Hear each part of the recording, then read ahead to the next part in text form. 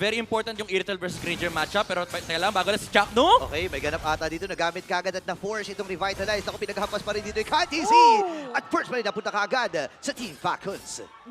Very good taper. And definitely, those kind of synergy talaga yung aasahan natin with the uy. veteran team. Ay! Ito na naman! Natulaw kagad ngayon si Chaknoy. Nagamit din yung kanyang Glorious Pathway. Marami mga na-force doon.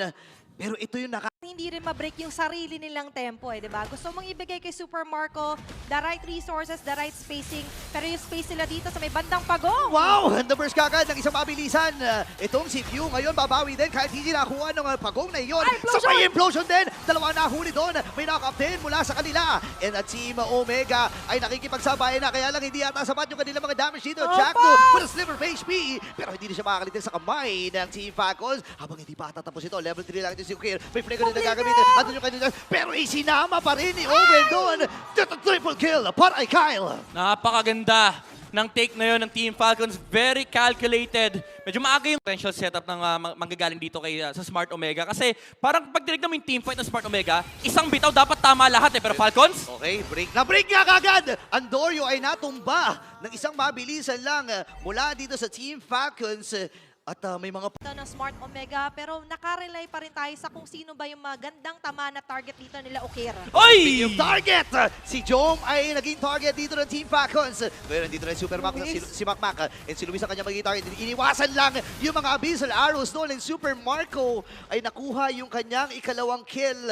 And ngayon, ang Team Falcons dito, parang sila na ang umahawak. Up ng facing din dito ng Team Falcons. Look at Flap, look at Speaking Flap. of facing, ito na naman si Flap TZ. Talagang ina-eye out niya lang dito sila Ukir at Andorio. May pagpasok doon kay Chakno. Andito sila Luis. Naku, doon yung implosion. Isa lang nahuli doon habang si Luis ay umaatras na ka rin. Shaq2, nagamit yung kanyang Revitalize Federation from Pew. Pero Grabe tatalo si niya siya dito yung Andorio. Ang problema ay nagamit na rin niya yung kanyang Electrify. Pero pinagsasapak! Nandun yung mga muscle dito ni Flap TZ. Grabe. Pero hindi sapat versus 3. Dadalhin din dito si Jack. Kailangan umatras dito ni Owen. Pero Marco, dito na si Marco! Super Macmac! Nakakuha ng isang kill. Team Falcons, sila na naman lumamang sa team fight na yun. Ang daming nangyari. Yung may pwede kang mapatiran. Si Ukir, pana na ng pana eh. Para magta-transform lang yan para sa reset ng dash. Oy! Andiyan yung implosion. Implosion! Dalawa na huli. Ngayon dadalhin dun sa may gilid. And Super Marco nakuha na nagkaroon ng stock ng Sky Piercer. And Andoria ay nakabawi din ng isa. Ngayon pinagsasbawi ng Fist Crack. And Flap at TZ with a kill.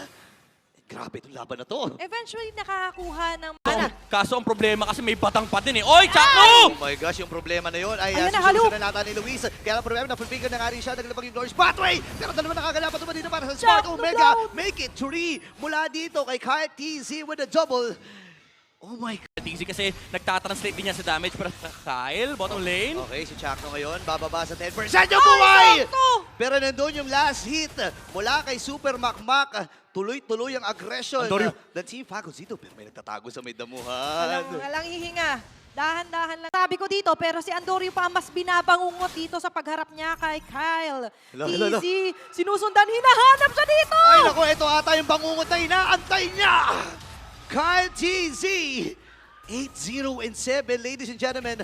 Walang talagang depensahan ng pilit to. Flap! Oy! Oy! Oh my gosh! Boy pa rin si Andorio dito. Atras na sila. And si Open, Jackson, open. winawashing-washing dito. Nailabag yung Glorious Pathway para lang mapigilan yung pagsugod. And yung implosion sa dalawa. Pwede na siya naman mula kay Pew. Tinamahan siya ng parang pero Super Mario na ako ng kill. Killing spree na si Pew.